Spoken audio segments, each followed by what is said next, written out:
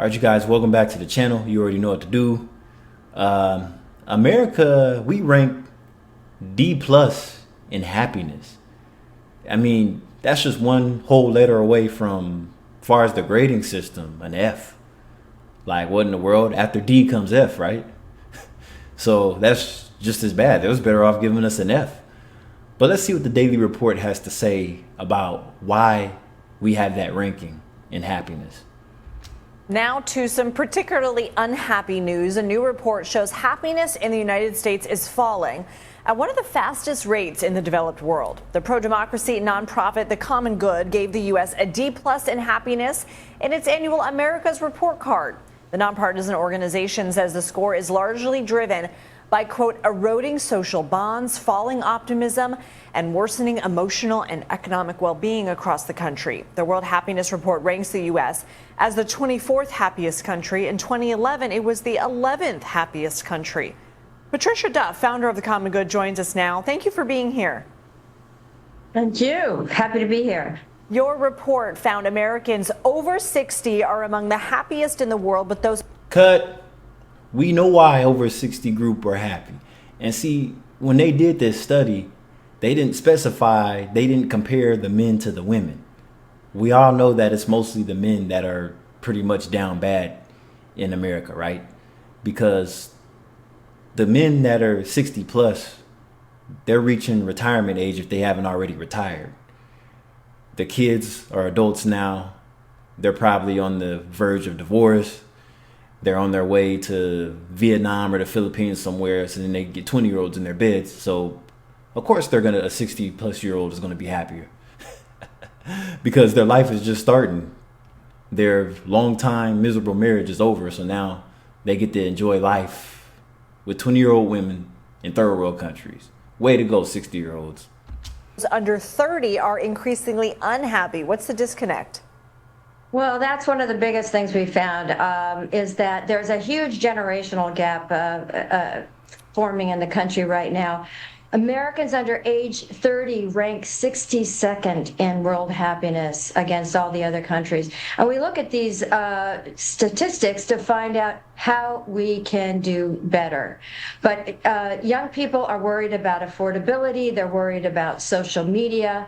Young men in particular are very unhappy. And they feel that there's a sense of a lack of purpose. What are some of the consequences of declining happiness? Well, I mean, these are people who want to pull out of doing work. They have with no sense of purpose, no agency, and a feeling. Most of this comes down to the job market. It's like, okay, under 30, most people are still in some type of educational programs, right? They're going to school. They're not, like I said, they're not comparing this to men and women and the young people that are pretty much pursuing higher education. They're not categorizing this study. So what I'll say is I think they're pretty much talking about the young people that are looking for purpose in life. They're under 30. A lot of them still live at home with their parents. Some of them are even basement dwellers. Some of them are trust fund babies. They could get work, but they don't want to work. So you have a lot of that going on too. And the last solution is getting up and going to the military to touch grass. Like, if you're that lost in life, then maybe you need to enroll in the service. Feeling that they are contributing in a meaningful way in their work and in their personal lives. We're concerned about the death rates. The death rates in the United States are already alarming. The loneliness rates are extremely alarming, so much so that the Surgeon General put it on his list of concerns. But we are also concerned about the deaths of despair that continue to climb in the United States, where you were concerned about suicide, acute alcohol poisoning, drug overdoses. We need to really start addressing the situation that the growth in GDP, which has always been a measure of how successful the United States is, is not necessarily the best metric. What we really should be looking at is well-being.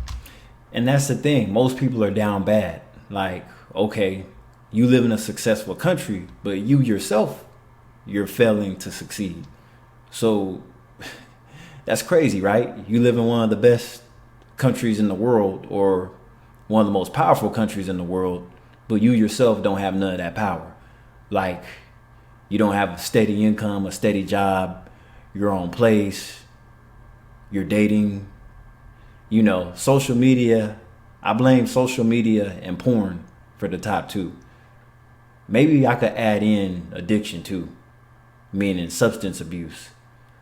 Even if you're just smoking weed, you smoking weed more than you need to. I mean, it just slows you down and kills your brain cells. So really, it's a disservice, whether it makes you feel good or not. So that, let me see, you're broke, you're not working, you're out of shape, and you live at home. That all equals down to depression. Yeah.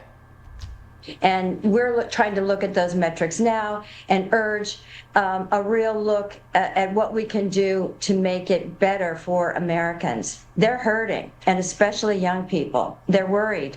To what extent is social media to blame? Social media is a big part of it because social connections are collapsing generally, and loneliness is at epidemic levels. But one of the things that drive that is the amount of time that young people spend on social media. The other problem with social media is that it drives misinformation, disinformation, algorithms that take you down toxic paths and really do not create a sense of happiness. Also, you compare yourselves to others and look at your life and think, why don't I look like that person's perfect life of that influencer? And see, people forget it's just social media. What they're doing costs money. They might have more money than you, but just because they're driving a Lamborghini doesn't mean you have to drive one too. And a lot of times that Lamborghini was probably rented. They went on vacation, but you can't. It's like, for whatever reason.